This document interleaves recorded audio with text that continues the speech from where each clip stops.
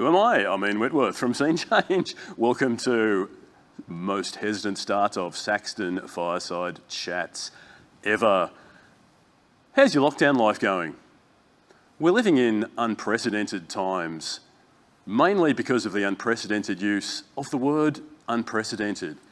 And resilience is running a close second. We read it hundreds of times a day from experts saying, be more resilient. But what even is it? It's kind of just a word. Resilience isn't a thing you can just flick on like a tap. It's a complex blend of mind, body, habits, support networks, and like most areas of life, it works much better when you have some knowledge of it and you practice it.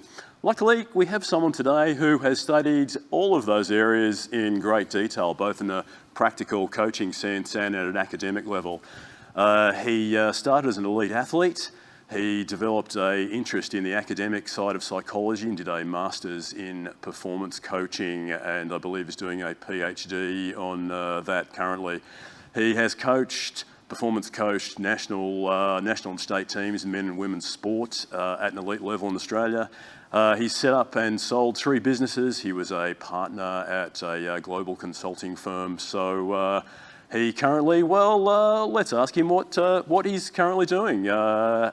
Andrew May, welcome to the show. Ian, hello. What am I doing now? It's a very interesting question. Very different to what I was doing pre-Friday the 13th of March, which is when I think COVID started. So now it's digital. Overnight on Friday the 13th, I spoke to a bureau on that day, and hello to all the Saxton network out there. I spoke to a bureau and I lost a roadshow. You know, as an event organiser. Many viewers know the feeling. We love roadshows. Roadshow it's a leverage. You do the same talk, and this was a big roadshow. This was for 10 different events in Australia and New Zealand. So that was Friday the 13th of March. Quick calculation, Ian. I realised we're going to lose 90% of our business with the social distancing laws, no conferences, and you combine our events and leadership programs, and we run a high-end performance clinic working with executives, doing bloods, doing heart rate, doing all these performance metrics. So I quickly went, we've lost 90%. So pivot is a word used almost as much as unprecedented. So pivoting is not enough. We've backflipped. We've done a digital backflip, and we're now running a program called 30-Day Boost to help people with transitioning to the new world of work, working from home and going back to work now. Mindset and mental health is a massive one. Physical well-being, and also helping leaders be calm. So that's what we're doing now, is just absolute backflip. What resources do I have? What does my team have? And how can we deliver that digitally? So you're actually performance coaching elite corporate people in how they do their business now? Leaders that I've worked with, we're still working with, because like leadership's hard, right? Up until recently, a lot of people were a leader on their business card or the bottom of the email signature. It's the first time I can remember, even GFC, we had a V-shaped recovery, but now leaders have to be calm, they have to be considerate, they have to be compassionate, but they also have to be directive. They have to make pretty tough decisions. So I'm working with leaders, but we're working with companies running 30-Day Boost. And to add to all the excitement, congratulations, you've just had a baby girl a couple of weeks ago. Yeah, that's what I'm really doing, is I'm holding my 10-day-old daughter, Sophia. So Sophia came along on 1st of May, so just to shake things up a little bit amidst COVID. Have another child, yeah. Is a baby nature's way of just laughing at your foolish plans to be organised and disciplined? Look, I gave away being organised. I'm disciplined, but I gave away being a control freak when I left elite sport, because I realised life is this beautiful adventure of ups and downs and highs and lows and chaos and calmness and everything else in between. So I think as I've matured, Ian, I don't like saying we get older, as I've matured, I've learned you can't control everything. I think that's a mindset we need to take into COVID. Control what you can, try and let go of stuff you can't, and then hang on. Because there's a proverb, a Hebrew proverb, this too shall pass. When, we don't know, but it will pass. And in the meantime, you'll probably look back and just go, it was kind of cool that we had COVID going while we had a new baby. Yeah, look... some strange way. It's a flip, but I'm really conscious to all of our people watching today as well, because a lot of people in the events industry are doing it tough. Like, I know your business as well, like you're not doing events. There's a lot of conference organisers, there's PCOs, there's bureaus. who were just waiting to see what happens. So I do feel for people. I do understand the challenge, like we're challenged in our team. But I just want to emphasise today to focus on what you can control. And a big thing, look after your body, look after your brain, stay connected with other people. So let's sort of break that down, because you were kind enough to send me your book last week, and I had a read. And people who know me know I'm pretty allergic to self-improvement books, but I really enjoyed it. It was probably the best overall summary of all the different things that are affecting how you perform. Obviously, you can choose that to try and be your absolute elite best, but what about the moment? Let's sort of break down some of the different elements of diet and exercise and daily habits that you can use just to get through this okay. Yeah, well... Should we talk food? Yes, we will, but before that, thank you. So for a motivation skeptic, I'm glad you're engaged in the book. Writing that book, I didn't want it to be, hey, I'm awesome, because I think sometimes you see the performance coach or the so-called expert, and they hop on a stage and they tell a great story for 45 minutes and then they get off stage and you go, there's a disconnect between what I saw on stage and what they do in their real life. I've had some success and I've had some stuff-ups, and I made a really clear decision with MatchFit to write about both. So I talk about the A side and the B side. So the A side's our top hits, especially as an Aussie male when you meet someone, Ian. So what do? This is my work life, and here's my trophies, and here's my success. Back in the old days, we had a cassette with a B-side, and the B-side is, for me, I've had cancer, been through a marriage breakdown, almost went bankrupt a number of years ago, with some bad financial advice. But I find when you tell people about the B-side, they lean in and they listen and go, oh, you're normal. So I wanted to write the book about being normal.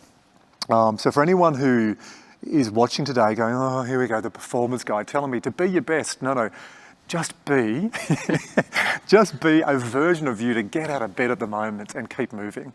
So some simple tips before we get to nutrition, like move every day. If you're feeling tired and fatigued and flat, the last thing you want to do is just to be inside all day. So it sounds simple, but get 10,000 steps every day.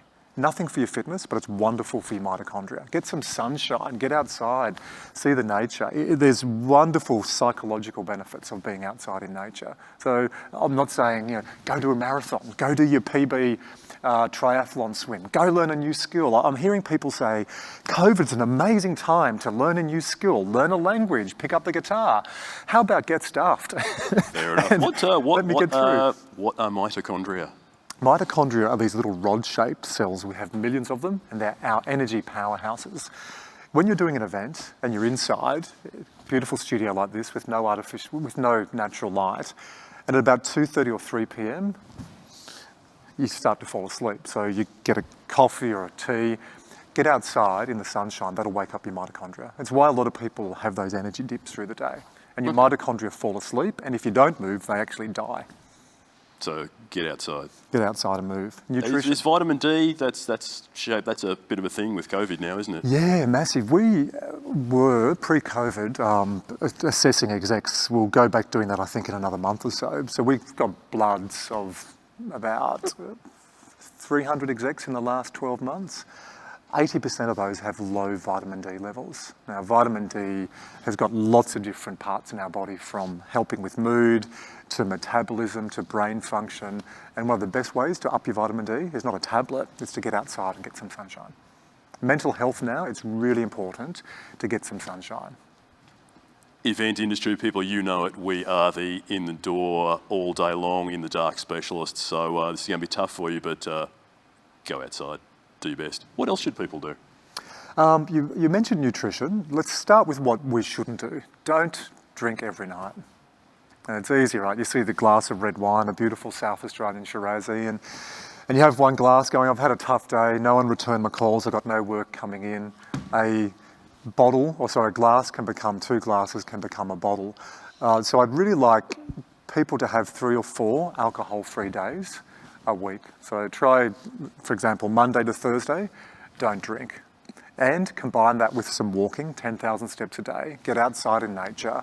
And in the book as well, I write about 6 levers: move, fuel, recharge, think, connect, and play. And when I talk to adults about play, they go, what do you mean? Like, why should we play as adults? You know, kids play. Kids have play school, play day, play dates, play time, play lunch. Adults, we go to work and do meetings and do Zoom calls. So we need to have a bit of fun, a bit of laughter, a bit of play. What sort of things are we talking about? What if you've forgotten how to play? What do you do? What even is play? What do you do for play? I go for a surf and write songs. Yeah. So music for people can be play and discovery. Surfing, I call that disguised fitness. You know, you see surfers, I'm sure you do this, you drive or walk to the beach and then you run. You know, I'd never see anyone drive to the gym and then run to get on a treadmill. So you see surfers like just excited about getting out in the water. So that's fitness play. With me, it's kids. Kids bring in a lot of play, fitness, music. There's adult play, which we won't get into today, but you can read the book and find all about adult play as well and exploration in that. Adult play. Adult play, you heard it here first. Read the book. He's talking about sex, people. It is. Connection is an important part of our lives, and when we're stressed, it's not just sex. It's actually connection and love. Yeah. So being loved, feeling like you have people in your life, giving love, is more important now than ever. I think it's just being touched too. I visited my mum for the first time in 3 months on the weekend, and she was just desperate just to touch another human being, though briefly and responsibly. But there's a lot of that. And you would have so many people online right now going, I get it, because, you know, in the events industry, we love people. And when I came here and met your great crew today, as you're introducing, you go to handshake and then you go, do we elbow bump? Is that weird? I'm not doing the Chinese toe tap because that just sort of feels like I'm kicking somebody. So yeah, we're missing that touch and we're missing that connection. So summarising your simple question about nutrition and a long answer, do the basics every single day. Tick off a couple of little things like, did I get some steps? Did I get outside in the sunshine? Did I have a laugh? Ring your stupid friend. We've all got those idiot mates, normally from school. Mine are from Dubbo, where I finished school. Mario, Dino, Lapo and Ego. And if I want to have a laugh, I just ring one of the boys and just have a good laugh, or with some of my workmates. And you know, reach out to people. It's great that you went for a road trip to see your mum. So she would have been craving attention, as so many people are right now. Absolutely. I still don't think we've fully worked out what the long-term effects of this is going to be on people. What are your thoughts? Yeah, I have a great psychologist working with us at Strive Stronger, Dr. Nicola Gates, and she's one of Australia's leading neuropsychologists. And the APS, the Australian Psychology Society, most winter months they see a 30% increase in visitation. Nicola was saying that she got some documentation last week predicting a 50 to 60% increase in visits to psychologists amidst COVID-19 in winter. We've been blessed that if this was going to happen, that it happened for us in summer. I think we've avoided the flu season. There's a risk of a second wave coming, so we've got to be conscious of that. But we've been able to get outside. So it hasn't been all bad, Ian. I'm seeing a lot of people near where I live walking every morning. They're out swimming, they're cycling, they're surfing, they're connecting with kids. You see a lot of kids walking before homeschooling. Homeschooling for me was a disaster, but at least you're spending good time with your kids. So I think we've got to sort of take out, the world has stopped spinning. It's like we've got 4 ceramic clogs and put it underneath the world. We stop travel, we close borders, we close schools, we close businesses. But some of the benefits on this is around that slowing down and breathing and coming back to what's important in our lives. So I think as we get back to the new world, I'm hoping we can take some of the benefits as well as the stuff we're missing. Mm-hmm. And tell us about some of the other areas of your life that are covered in the book, which I thought were really interesting, apart from exercise and diet, you know, the sleep and, well, you spoke briefly of support networks, but what else is there that people should consider? Yeah, well, I think recovery is a really big one now. I spent 15 years in elite sport, so working with AFL teams. I was at the Institute of Sport in Tasmania as a runner and a coach. I worked with the Australian cricket team, travelling the world as their fitness trainer. And what I realised is the world's best athletes, they train hard, but they recover even harder. What do we do in the events industry? You know, we work hard. At an event, I'm amazed by you and PCOs and bureaus and all the support crew. You do phenomenal amount of work and then you get sick. a day or two after, because you're absolutely smashing your body's nervous system. So we need to get this blend between stress and recovery. So stress is great as long as you recover. So in COVID, we want people to focus on the sleep. Again, the alcohol-free days, you'll sleep better. You really will sleep better. The other big thing now, if I talk about those 6 levers, move, fuel, think, recharge, connect and play, mindset is everything right now. And I don't know what you're seeing amongst your community, but I'm seeing some people who are saying, yeah, this is bad, this sucks, but we'll get through it. And I'm seeing other people, if you read the media from when you wake up every day, if you talk to your friends and have a pity party, if you look at what you haven't got rather than what you have got, you can whip yourself into a frenzy. So I think that inner coach right now, your inner dialogue, it's so important to get that back on track. And if you find you're having a bad day becomes a bad week, becomes a bad month, that can become a bad year. So try and capture those negative thoughts you're having. Be realistic. COVID is kind of creating an exaggerated version of what you normally... Absolutely, because if you pick up your phone of a morning and it's just bad news, bad news, bad news, and then you get whipped into focusing on everything that's wrong. So I think controlling mindset right now is really important. And I'm not being the motivation speaker, click your heels and go to Kansas. This is awesome. It's not like we've lost 90% of revenue. We've worked overtime, backflipping our business to come up with something to survive. So it's been challenging, super rewarding, but we've focused on what we can control. The relationships is a huge one, so stay connected. And for everyone, again, watching this, if you're not working with clients, Ian, I just implore people to stay connected, reach out, ask your clients, are you okay? How can I support you? How can I make a shitty or a tough time better for you? But underscored with that, don't give stuff away for free. Because I see a number of people panicking, and I get it, we can operate under fear, but I see a number of speakers either doing free stuff all the time, free. When the market goes back on, if you've given everything away for free, how are people going to pay you a fee? So I think we've got to get this real balance at the moment between, are you okay? How can I support you? Here's a bit of content. If you've got programs and products, have them and charge for them, but find that blend between being a nice, compassionate person and not giving everything away. And I don't know how you get the balance right for that. Probably something to consider if you're a client is that it's kind of immoral to accept everything for free from suppliers you normally pay for. We've seen a bit of that. People going, hey, can you do it for free? It's like, what? Free? Why? Well, COVID, you're not doing anything. It's like, that's not how it works. Are you finding that? I've said no to a fair few things. I think sometimes you need to say no to a greater yes. I've said no to a couple of events with clients, and some I didn't expect. I think when you've got a good relationship with clients, they don't ask this. There's a couple of clients I didn't know so well who said exactly that. Hey, we're doing this stuff. Do you want to do it for free? I'm like, no, here's my webinar rate. All speakers now and entertainers have a webinar rate, which I think is good for the future. I find I'm doing stuff from my lounge room. I do regular work on ABC News Breakfast. A segment used to take nearly a day by the time I fly to Melbourne. I don't go to hair, I go to makeup, do the segment, fly home. I get up, put on some pants, have a shower, do it in my home office. So there's some benefits around this. So I think we've got to find out what is our digital fee, but don't give it away for free. So I've said no to a couple of things. I've also had to work out what is a fair price to charge for webinars and what is a fair price to charge for a licensing model for all of your videos and articles and podcasts, and what's a fair price to charge for coaching online, and what's a fair price to charge for some of the culture stuff we're doing. So it's been a massive learning curve. So you're coaching people, and obviously in the good times, even taking their blood. That's quite that's quite up there to get 300 executives' blood. But obviously now you're doing that over Zoom. Any ways you've changed the way you do your stuff to do it over Zoom to make it work? What have you absolutely. Well, we're using a combination of Zoom. We're using Demio. Demio is really good for big audiences.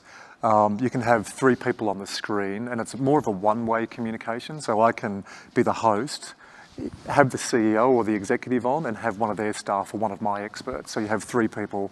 We can have a 3-way conversation that you can then slide share. It records it. It has a chat room and a poll. So I find Demio is really good. Zoom, which you're using today, is great. Microsoft Teams I found is good for a smaller group. A couple of groups we've had with lots of people, the system didn't work so well. We've totally learned how to run big programs, how to scale with technology. Now, I'm thinking not so much the technology as more just the way you communicate with people, the way you try to actually influence someone when you're not looking right at them. Yeah, presenting is weird. I've done a couple of webinars where you're just looking at the webcam. So how you get the energy right, I'm not sure on that. I had an earpiece and I had one of the organisers telling me whether I was going too high. Because, you know, when you're a speaker, you ramp up energy. Yeah. If I spoke like a keynote speaker now, you'd think this guy's a bit of a tosser. You know, what's he on? So you've got to find the right energy. It took me a while to get the right energy for a webinar. My first one, I was too flat. I was talking more like it was a fireside chat rather than a presentation. I think I'm still learning. So I'd be interested with people watching. What are they doing to get feedback from people they're working with to get the right energy? One other thing on that is I'm doing as many calls as I can via video. Because when you have staff or when you work with teams, Ian, I can see your posture. So I can see you got a good posture, and I can see if you walk in and you slumped a little bit, or you're not cracking gags, or you don't have that colour on that spark. I can see that when it's live. I can't really hear that all the time, especially if I say to someone, how are you? Yeah, good. You know, the masquerade, yeah, good. Go a bit deeper. What's good? What's great about at the moment? I said this to a mate of mine recently. I knew he was struggling. How are you, mate? Yeah, I'm fine. What are you fine with? And they proceeded to have a 45-minute conversation, how he's lost his job, his wife's on JobKeeper, they've got a young family, his mortgage is on hold. He said, mate, life's shit. Thank you for asking. So I think going a little bit deeper when you hear the intonation, or at least when you're on screen with Zoom, don't do this. We have a lot of people doing email, right? They think, okay, I'll do Zoom and email. Give people your undivided attention, because it's much harder to pick up those cues. I think that's really important. Have you noticed how every call, and even just every phone call now goes for 20 minutes? Yeah. And I kind of think that's good.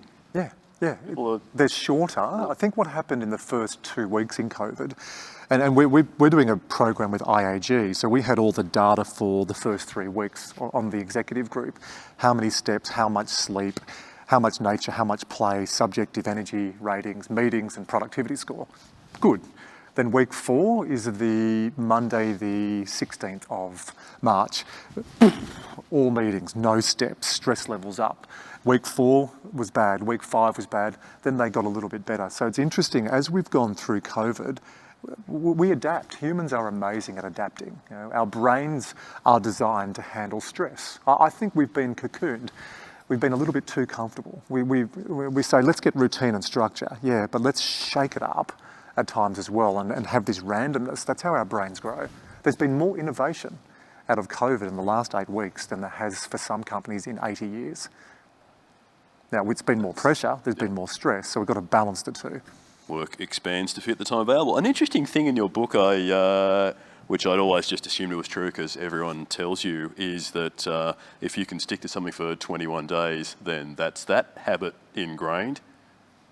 Not necessarily. I think you're winding me up a little bit. So I was talking about the pop psychology motivation speakers who go 21 days, power, profits and pizzazz. You can spend 21 years trying to give up smoking. You can spend 21 months trying to start a fitness program. So in coaching psychology, we use a framework called trans-theoretical model. This will put you to sleep if I get too scientific, but it's around Proetschka's and his stages of change. So rather than talking about days, I prefer to look at, or in coaching psychology, what stage are you at? Pre-contemplation is you don't know what you need to know.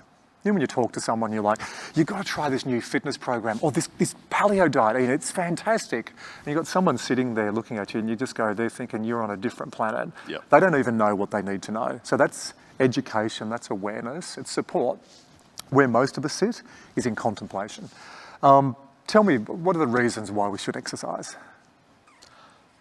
So that you don't end up like a crusty old stooped barnacle later in your life? So you don't end up like a crusty old stooped barnacle.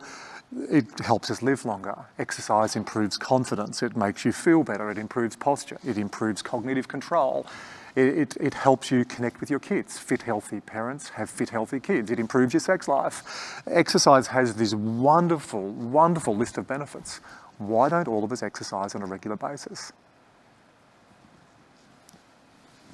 It's a seesaw of contemplation. So we know all the benefits, but then we've got all the reasons why we don't. And it starts with the prefix too, T-O-O. It's too hot, too cold, too hilly, too flat, too humid. I'm too busy, too stressed, too much going on with COVID. So 21 days, you could spend a whole lifetime navigating that. Once people start new behaviour, and a couple of tips to start a new behaviour, link it to something that's important to you, not to someone else. Mm-hmm. It's important to my purpose. It's important. One I often get with men and women, do you have kids? Yes. Do you love your kids? Of course I do. Well, fit, healthy parents have fit, healthy kids. So link it to a higher purpose. And also the big thing with moving is make yourself accountable. So train with a friend, a colleague, a family member or a partner. So 21 days is rubbish. Yeah. Interesting. Have you got any, obviously coming from, you've dealt with lots of famous sports people and there are sports heroes. I often thought there should be balance heroes where people are doing really well in their main area but also really good with their family or really good elsewhere. Do you have any work-life balance heroes? I do, and that's a really interesting question actually. I've never been asked that because I think we look at elite performers in sport, entertainment, business and go, I want what she's having because she's a great singer or he's a great athlete.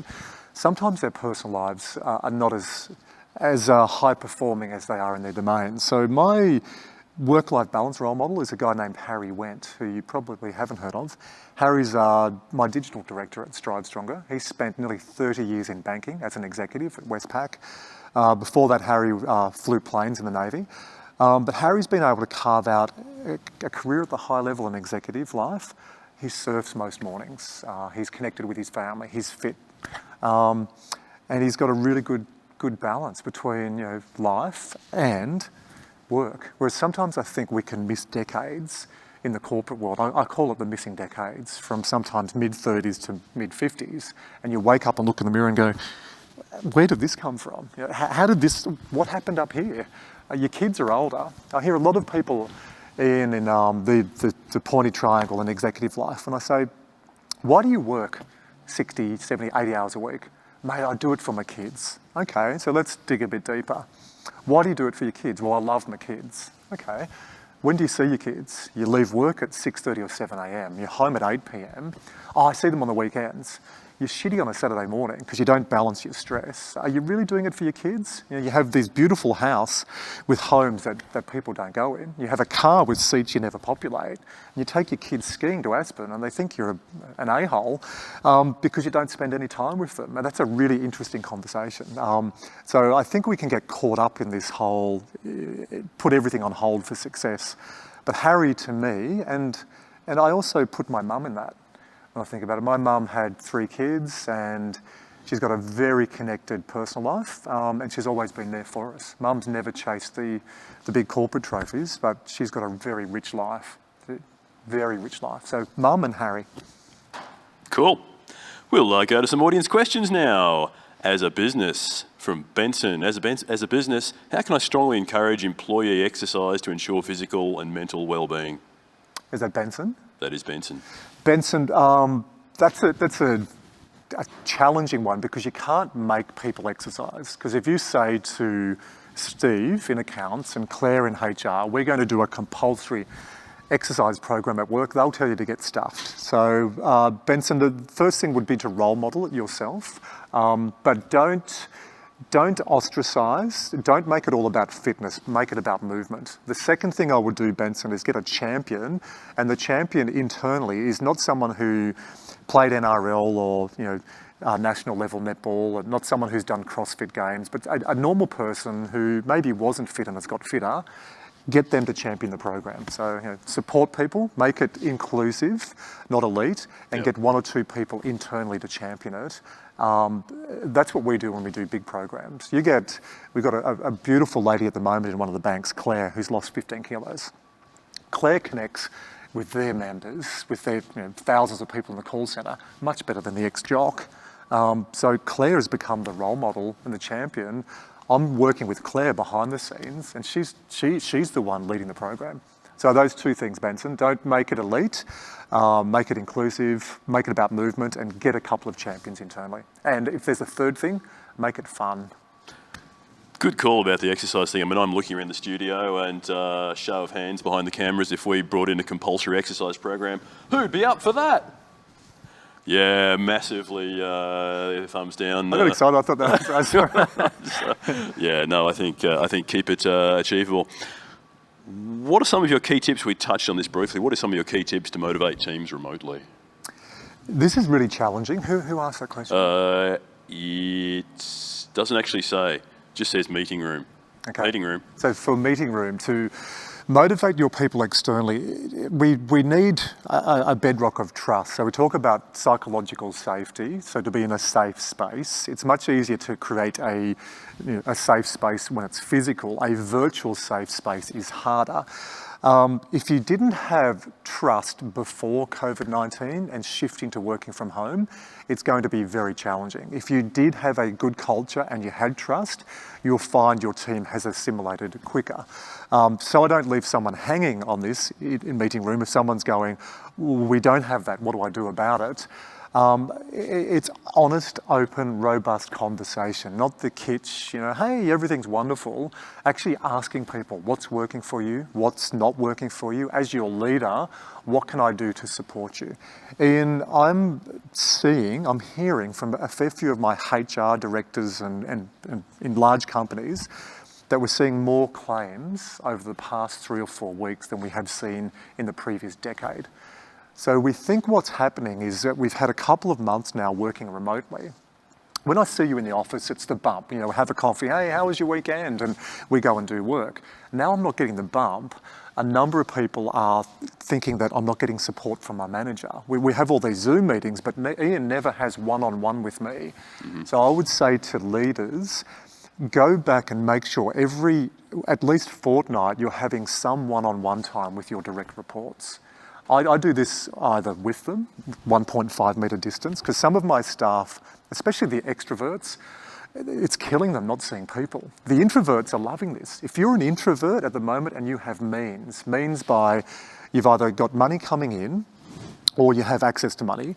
The second thing is a home, so that's an apartment or a house that's comfortable. Yep. And the third thing is love and connection. So if you have means and you're an introvert, COVID-19 is great. Okay, but if you are an extrovert, for some people, this is just absolutely causing so much stress. So connect with your staff. The extroverts, I would get together with them, go for a walk every couple of weeks, and at least give them some sort of physicality, or at the very least, get on a phone call with them. And winding this in, the 20-minute phone calls, try and do as many walking phone calls as possible. I'm getting 13 to 15,000 steps. I actually looked, I've got to get some new heels on these. Yep. I try and do as many walking meetings as possible. And again, to what we said earlier, get some steps, get some sunshine, get some nature, and then connect with people. It's hard to do a conference call though when you're walking, so it's probably more a phone conversation. More your classic voice situation. But yeah, I mean, those are all, none of those are too terrifying really, are they? Just now's not around, about... Get some extra, walk it's around. It's not about personal best, it's not about gold medals, it's not about Olympics, it's about surviving. Do the basics to get through. Yeah. So, and yet, some of the things you've learnt from those elite people kind of filter down to that level of advice, as you say, the recovery. Yeah. Sometimes you just can't be going for gold all the time. No, bronze is kind of enough. Bronze, or even just getting out on the park, just turning up. I've said to my team, and I've seen a number of large organisations do this as well, putting this into phases. I think right now we're in survival, like we're surviving. I think we'll go into reviving, and that'll be around spring, maybe later this year, and then it'll be thriving. I don't think it's going to be a V-shaped response or return. So it is survival at the moment, Ian. So do what you can just to keep everything going. Stay connected with your clients. Keep that internal voice positive as much as possible. Be realistic, but focus on the big picture. Play the long game. This too shall pass. Then we'll get into a stage, it'll be growth, and if you've kept the relationships, actually now is a good time to do the back end work. How many bureaus, how many conference organisers, how many event people have always said, I wish I had a month or two just to tidy up the back end, to tidy up the house. Do that now, make the most of it.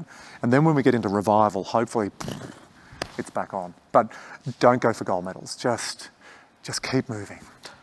Really appreciate your advice, Andrew. Thanks so much for taking the time to join us on the couch this morning. And thanks for tuning in to watch. More Fireside Chats coming up on Thursday. Thanks for joining us.